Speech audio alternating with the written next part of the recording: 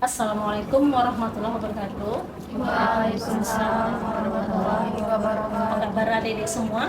Alhamdulillah. Alhamdulillah baik semua ya. Semoga dalam keadaan sehat walafiat dan dalam Allah. Amin. Jadi sebelum mulai pembelajaran kita adakan pemanasan dulu ya. Ini ikuti apa yang saya lakukan, tapi jangan ikuti gerakan yang saya lakukan ya.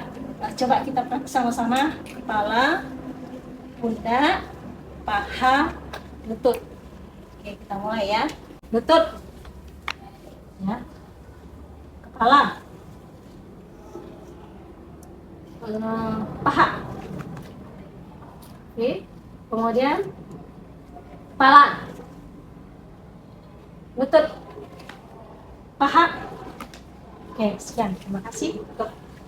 Baik, adapun tujuan dari materi yang akan diajarkan adalah adik-adik sekalian mampu membedakan mana yang namanya akhlak baik dan mana yang namanya akhlak buruk ya. Jadi bisa secara spontan itu kalau misalnya akhlak yang baik bisa dilakukan, tapi kalau misalnya tidak yang baik itu akan secara refleks itu nggak akan berlanjut.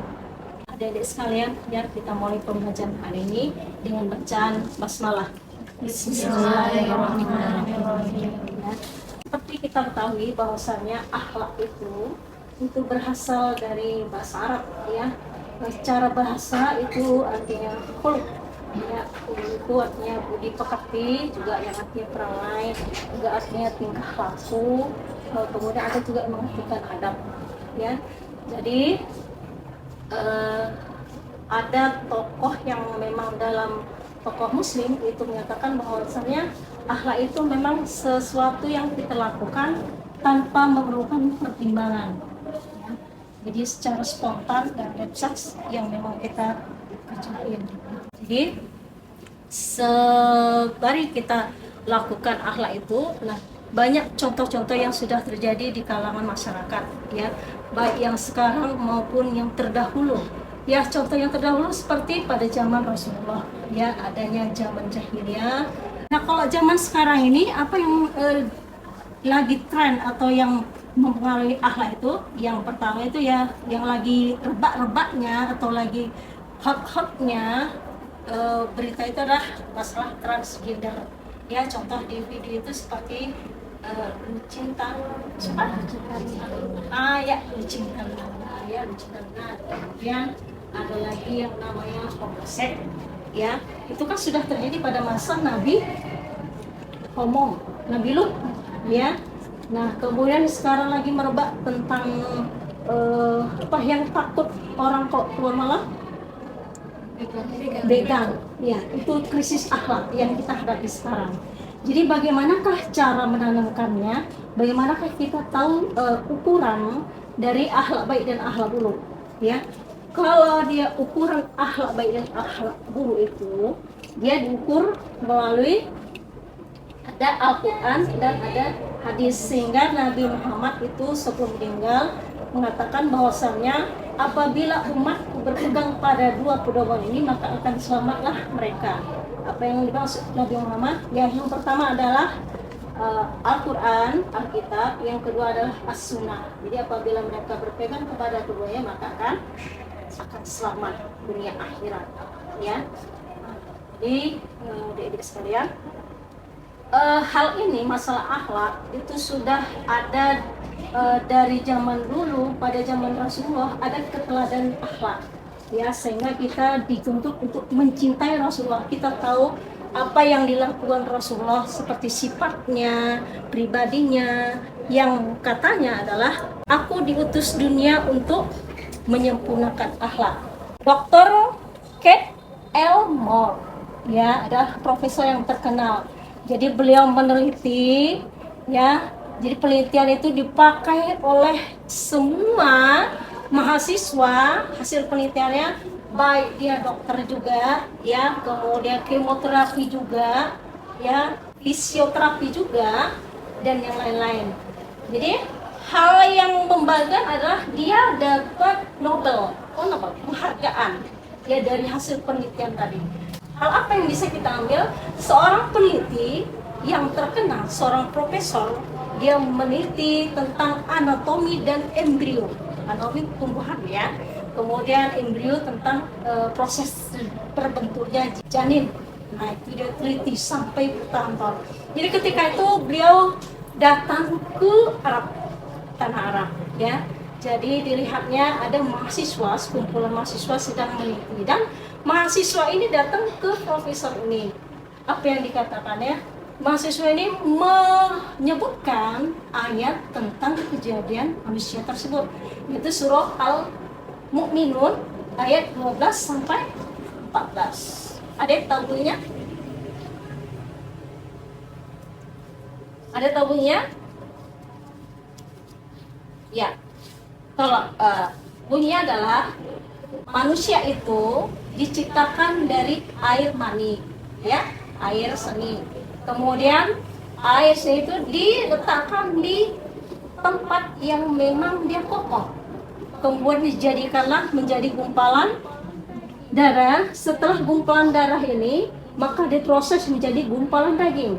Dari gumpalan daging ini, ya, ditumbuhkanlah tulang-tulang, dan dari tulang dan daging ini dijadikanlah manusia seutuhnya. Jadi setelah melihat itu dia terkejut, dan memang betul yang selama ya ini yang ditelitinya itu benar kejadian, ada ayat Al-Quran menyatakannya. Kenapa dia dulu tidak melihat ayat Al-Quran? Ya sampai bertahun-tahun lamanya meneliti, baru tahu bahwasanya Al-Quran yang dari lama itu sudah menyebutkan tentang embriologi, tentang proses kejadian manusia. Sekarang lagi tren namanya moderasi beragama. Jadi bagaimana sikap kita dalam moderasi beragama. Jadi moderasi beragama ini adalah sikap kita sebagai muslim ya bisa hidup berdampingan dengan agama lain. Banyak ya, di daerah saya itu banyak. Tuh ada orang Kristen, ada orang Cina, satu kampung. Mungkin daerah lain juga. Jadi bagaimana sikap kita di situ? Nah, jadi moderasi beragama ini juga itu sudah terjadi pada masa Rasul ya. Beliau kan tinggal di Mekah dan Madinah. Nah, beliau juga berkumpul dengan orang Quraisy yang beragama Nasrani, Yahudi, ya, dan Majusi. Jadi sudah ada memang gambaran dari sejak dulu itu tentang moderasi beragama. Namun lebih ditekankannya sekarang ini dalam moderasi beragama. Baik. Kemudian contoh ya dari ukuran baik dan buruk tadi ya. Tadi secara singkat saya sebutkan bahwasanya ukuran baik itu dan buruk tergantung dari atau ukuran itu ada dalam Al-Quran dan hadis ya. Nah, jadi contoh dari ukuran baik, sifat baik dan buruk tadi kita bisa diambil dari surah Al-Mu'minun. Apa yang bisa diambil situ? Yang pertama sifat sabar. Kenapa? Karena proses terjadinya janin mulai dari pertemuan mani tadi dengan sel ovum dan telur itu tidak terjadi dalam 1-2 hari, tapi memakan waktu sehingga terbentuknya manusia sampai 9 bulan lamanya. Itu proses yang butuh kesabaran. Yang pertama, ya. Kemudian yang kedua ada rasa syukur. Kenapa? Karena banyak orang yang memang mendambakan keturunan, mendambakan penggawe penurus itu dari hal tersebut, ya. Kadang-kadang ada yang sudah berusaha coba sampai kemana-mana bro, tapi belum ada. Ada yang memang belum lagi saatnya sudah ada momongan. Contoh yang kecelakaan duluan, itu kan tidak mereka harapkan, tapi toh jadi memang situ.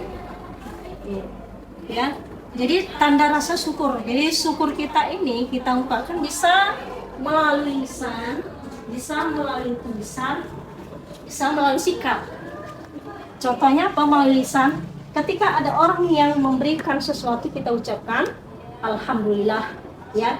Kemudian kita ucapkan terima kasih ya, atau kita barengi juga dengan doa. Ya semoga bertambah rezekinya, semoga selalu dilapangkan rezekinya, semoga dalam lindungan Allah Subhanahu wa taala. Yang kedua melalui perbuatan.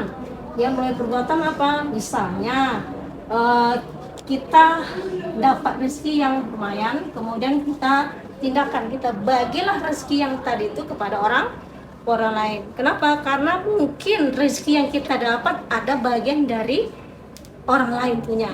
Nah, kita berbagi, apakah kita sumbang ke masjid ataukah kita bagi ke tetangga sebelah, ya, sehingga kan ada hadis Nabi mengatakan apabila Anda memasak sesuatu maka memasak sup, maka banyakkanlah kuahnya. Dari sini apa yang bisa diambil supaya dapat berbagi dengan tetangga walaupun hanya kuah dan sedikit saja dagingnya. Ada mungkin pertanyaan?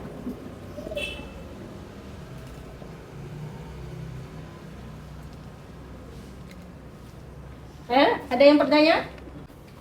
Ada yang kurang jelas?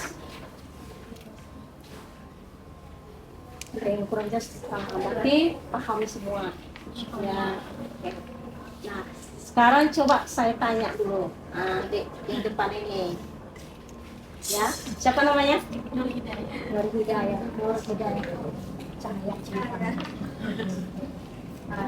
Nur Hidayah. Ya, tadi kan ada contoh, ada sabar dan syukur. Nah, saya tanya dong, contoh dari sabar itu yang bagaimana? Contoh sabar itu seperti menunggu dosen. Ya, menunggu waktu bimbingan atau Daulat ini adik Hidayah kayak gitu ya, nunggu dosen itu butuh kesabaran. Terus yang ini siapa namanya? Fojah, coba Dek Fojah. Kalau menurut penjelasan Ibu tadi kan, kalau sabar itu lebih ke ketika menunggu janinnya terbentuk. Nah, dan kalau contoh lain seperti kalau kita menghadapi masalah, kita nggak boleh langsung nyerah. Kita harus yakin kalau setelah di dalam Al-Quran kan ada dibilang setelah kesulitan pasti ada kemudahan. Nah, dengan untuk mendapatkan kemudahan itu kita harus sabar. Oke, ya bagus ya dari jawabannya. Nah, sebenarnya ya, jadi itu sabar ada macam-macam. Ada sabar dari musibah, macam kecelakaan ya. Tiba naik kereta, pluk, tabrakan, ya kan, jadi patah tulangnya, kakinya, tangannya, hancur gitu kan, itu kecelakaan. Ya, kebakaran juga itu sabar. Nah, sabar dari penyakit juga ada. Ya, udah bertahun-tahun sakit, ya. Kemudian ya, kayak mana sudah berobat, sudah usaha, udah ikhtiar juga, belum juga disembuhkan. Nah, itu juga sabar. Kemudian sabar menghadapi kesulitan yang seperti adik tadi bilang ya. Nah, udah berusaha tapi rezekinya toh masih gitu juga, sempit gitu ya. Jadi definisi sabar itu bisa menahan nafsu kita dari hal-hal yang memang tidak kita inginkan. Ya, seperti sakit tadi nggak pingin, kecelakaan juga nggak kepingin.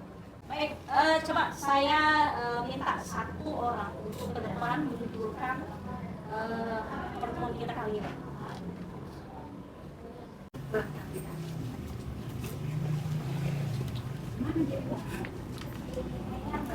Oke, baik. Jadi dari penjelasan kita pertemuan kali ini saya bisa menyimpulkan bahwa ternyata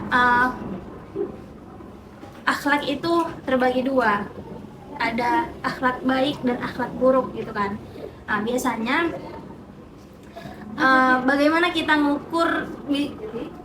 kita bisa mengukur bahwa akhlak itu termasuk ke golongan yang baik ataupun yang buruk gitu kan. Nah, jadi menurut saya jika kita melakukan sesuatu dan menciptakan hal yang buruk sesuai dengan Al-Quran dan hadis gitu. Kita ngambil ukurannya dari Al-Quran dan hadis, dan jika hal tersebut buruk di pandangan Al-Quran dan hadis gitu kan, nah maka itu disebut dengan akhlak yang buruk gitu, akhlak mazmumah kalau saya baca gitu kan.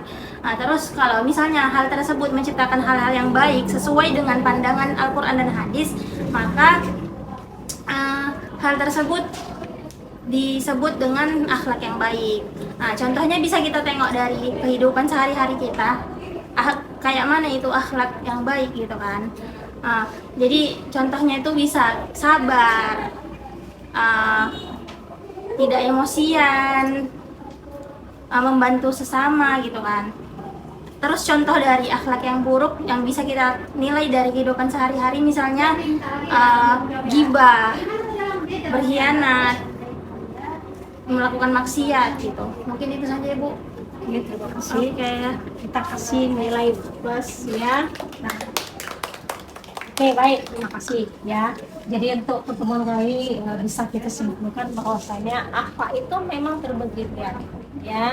Nah, yang pertama itu akhlak yang baik, itu disebut akhlak mazmumah, akhlak tercela. Yang kedua itu adalah akhlak yang baik ya, akhlak terpuji, akhlak mulia, akhlakul karimah, atau disebut akhlak mahmudah. Jadi contoh-contoh akhlak yang baik itu banyak ya kan. Jadi adik-adik semua bisa dalam kehidupan sehari-hari itu bisa lihat sabar, gigih, nihi dosa ya. Gigih, kemudian tanggung jawab terhadap skripsi ya kan. Nah, kemudian disiplin tepat waktu masuk kelas. Janji dosa. Kemudian ada yang namanya ulat ya, dan sebagainya. Nah, kemudian akhlak yang buruk juga banyak ya, seperti suka marah, bohong gitu ya, terus gibah ngomongin orang, kemudian berantem gitu ya, suka jahil kawan, dan lain sebagainya. Baik, mungkin sampai sini pertemuan kita kali ini. Kita ucapkan hamdalah. Alhamdulillah. Assalamualaikum warahmatullahi wabarakatuh. Waalaikumsalam warahmatullahi wabarakatuh.